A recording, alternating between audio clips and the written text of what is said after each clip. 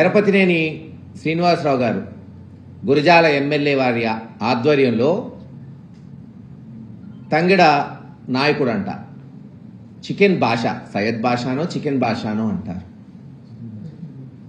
ఏమిటిరా అక్కడ జరుగుతున్నది అంటే చికెన్ స్కామ్, కోడి కుంభకోణం. ఇంతకన్నా అవమానం ఏముండదు. మీకు నవ్వు వస్తుంది, నాకు ఏడుపు వస్తుంది. చికెన్ స్కామ్, కోడి కుంభకోణం. అసలు ఎప్పుడు మనం ఇటువంటిది వినుండరు కూడా రాష్ట్రంలో.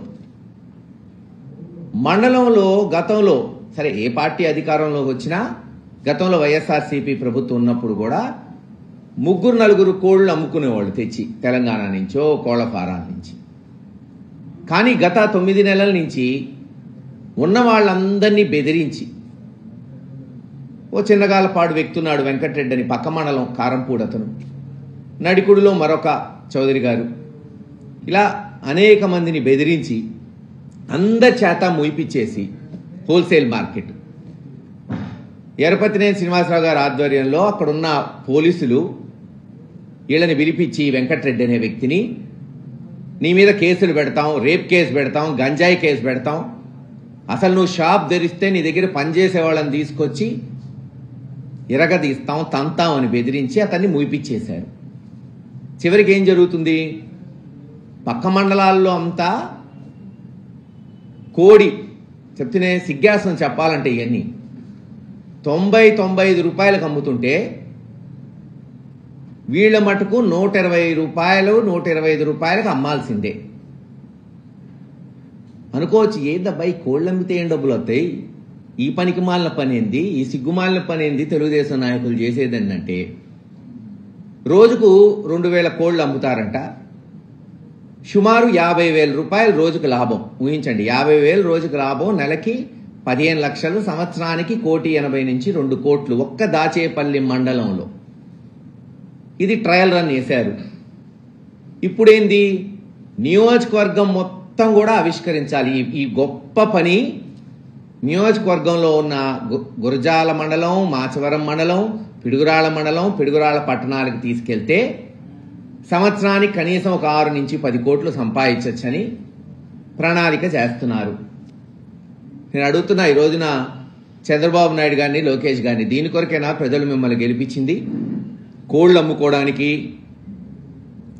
దానికి మళ్ళీ మాఫియా, దానికి పోలీసులు బెదిరించటం. ఊహించండి. నేను అడిగేది ఒకటే, రేపు ఇంకోటి వస్తాడు, పందులు అమ్ముకుంటాను, మటన్ అమ్ముకుంటాను, చేపలు అమ్ముకుంటాను అంటాడు ఇంకో తెలుగుదేశం నాయకుడు. వాడికి ఇస్తారా? లేదు, మరొకడు వస్తాడు, హెట్ కూరగాయలు మొత్తం నేనే అమ్మాలి, ఇంకోటి అమ్మకూడదు, ఎవడు కూడా ఆ లాభాలన్నీ చేసుకోవాలి అంటాడు. అతనికి ఇస్తారా? లేదా గుళ్ళో కొంతమంది అడుక్కుంటున్నారు పాపం, ఏమీ చేయలేక దుస్థితిలో. ఓ 20 మంది ఉంటారు, తలా 200 300 సంపాదించుకుంటారు, 400 రావచ్చేమో ఆదివారాల్లో.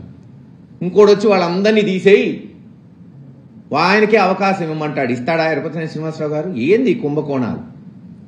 ఇప్పటికే వీధికి ఒక మద్యం దుకాణం, పేకాట క్లబ్బులైతే ప్రతి ఊర్లో కనీసం 4-5 విచ్చలవిడిగా.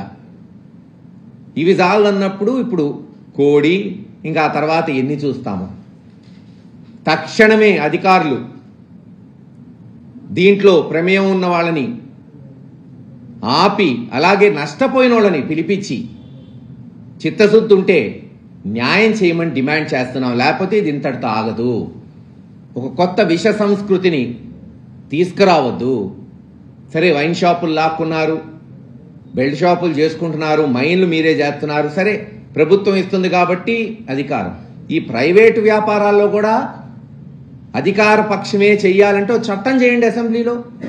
ఎవరు అధికారంలో ఉంటే వాళ్లే అన్ని వ్యాపారాలు చేయాలి. ఇలా బెదిరించటాలు ఎందుకు, కేసులు పెట్టటాలు ఎందుకు, ఈ చిల్లర పనులు చేయటాలు ఎందుకు? చట్టం చేస్తే పోలా, హక్కు వచ్చిద్ది, అధికారం వచ్చిద్ది. దీన్ని తీవ్రంగా ఖండిస్తున్నాం. త్వరలోనే ప్రజల ముందుకు తీసుకెళ్తాం.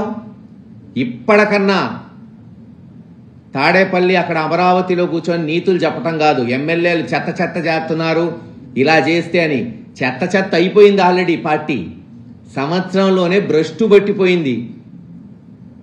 లోకేష్ గారి వల్ల కావచ్చు, వాళ్ళ ఎమ్మెల్యేల వల్ల కావచ్చు, చంద్రబాబు నాయుడు గారి వల్ల కావచ్చు. ఇంకా 4 ఏళ్లుంది. ఎన్నెన్ని వింత గాథలు చూస్తారో ప్రజలు.